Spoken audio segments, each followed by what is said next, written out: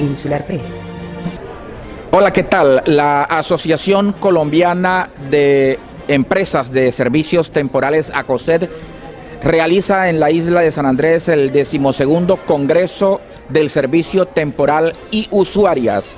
En esta ocasión analiza la incidencia de los tratados de libre comercio, TLC, en especial el que se adelanta con Estados Unidos, y cómo las empresas de servicios temporales pueden de alguna manera contribuir al desarrollo de la actividad laboral en Colombia. Hay invitados de honor en este evento que se realiza en el Hotel Sunrise de la isla de San Andrés, entre ellos el doctor Julio Roberto Gómez, el presidente de la Confederación General de Trabajadores CGTD, que ha hecho una magistral exposición sobre este importante tratado de libre comercio que se pretende suscribir con los Estados Unidos. A él lo hemos invitado a las cámaras de Insular Press TV y con él vamos a dialogar sobre diversos tópicos. Bueno, el doctor Julio Roberto Gómez, el presidente de la CGT, ha hecho una importante disertación sobre temas de política social, económica y por supuesto laboral en el país, en marco de lo que será el Tratado de Libre Comercio que se adelanta con el gobierno de Estados Unidos. En resumidas cuentas, ¿qué le podemos contar, doctor Gómez, a la audiencia de San Andrés sobre lo que ha sido la disertación de usted en San Andrés hoy? Bueno, primero que todo, un tratado de libre comercio entre Colombia y un país industrialmente desarrollado, llámese Estados Unidos o Canadá o Alemania, debe contemplar las diferencias macroeconómicas que hay entre el país industrialmente desarrollado y un país en vía de desarrollo como el nuestro. Y ver en qué forma se va a proteger, a defender la producción nacional, la empresa nacional, a objeto de que fruto de ese tratado no vaya a resultar lastimado no solamente un sector empresarial, sino los trabajadores que laboran al interior de estas empresas. Hoy el mundo está globalizado, gústenos o no nos guste, no es un problema de gustos. El tema es que hay una globalización. Pero ahora de lo que tenemos que hablar también es de la universalización de los derechos, también la globalización de los derechos. Entonces, nosotros lo que estamos diciendo es, no tenemos un tratado de libre comercio con la China, pero estamos invadidos de productos de la China, de la India, de los tigres asiáticos en general.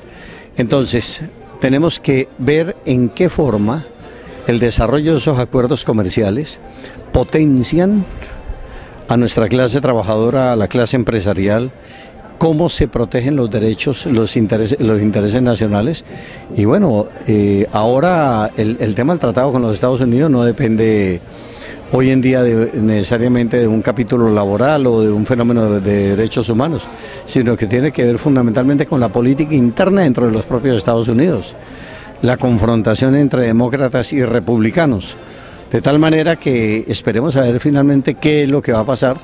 Yo creo que esos tratados deberían de haber sido mucho más profundizados con el sector empresarial, con la clase sindical, en general con la sociedad colombiana, pero ahí está, ya fue aprobado por el Congreso de Colombia, ya fue aprobado, prácticamente suscrito entre el presidente Uribe en su momento y el presidente Bush, y ahora está solamente pendiente de la aprobación por parte del Congreso de los Estados Unidos. En todo caso, vemos que el discurso suyo es un poco más hacia el centro, menos hacia los extremos de otras organizaciones sindicales que creen que un tratado de libre comercio es algo malo para el país. Vemos, y en su disertación así lo entendimos, que usted también encuentra oportunidades allí en el tratado de libre comercio. El mundo es diverso y el mundo es multicolor, es decir, las sociedades no son en blanco y negro. Consecuencialmente, habrá que ver qué aspectos positivos va a traer un tratado de libre comercio. El capítulo laboral y sindical es muy importante en estos tratados, no solamente el con los Estados Unidos, sino también con el de Canadá, también el Tratado de Libre Comercio, con la Unión Europea. Y lo que hay es que analizar cómo el país se prepara en materia de infraestructura vial, teniendo en cuenta ferrocarriles, marina mercante, la modernización de los puertos, la modernización de aeropuertos, tantas cosas que hay que hacer para ver cómo vamos a competir con el mundo. El problema no es la competencia, sino cómo un país se encuentra preparado o no para competir internacionalmente con los mercados. En el caso nuestro de San Andrés y Providencia, que ha sido puerto libre durante muchos años, tenemos en la actualidad un pasante del gobierno, creo que chino o coreano, y experto en temas de mercadeo internacional.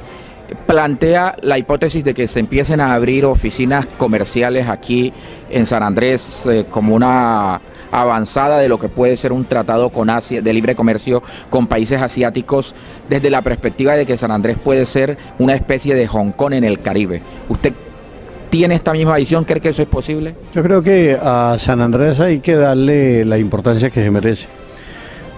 Colombia no ha valorado suficientemente lo que significa esta isla enclavada en el Caribe para el relacionamiento con el resto del Caribe, por lo menos, y inclusive con Centroamérica.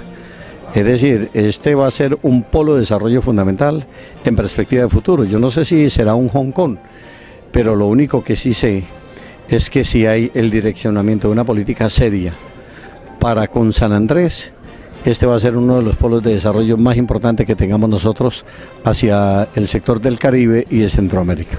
Un tema que usted trató muy importante es el de las cooperativas de trabajo asociado. En San Andrés tenemos muy marcadamente ese problema y lo tenemos en el sector oficial.